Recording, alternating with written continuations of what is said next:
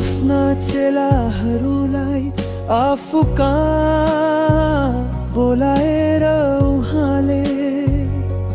तिनीहरूलाई भन्नु भयो, साँच्चै म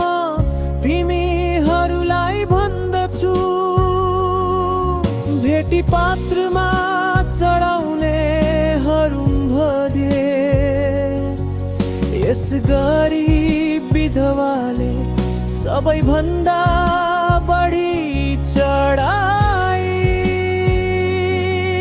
किनभने सबैले आफ्नो आफ्नो प्रशस्तताबाट चढाए, तर यस स्त्रीले चाहिँ आफ्नो दरिद्रताबाट आफ्नो सारा जीविका नै अर्पण गरी।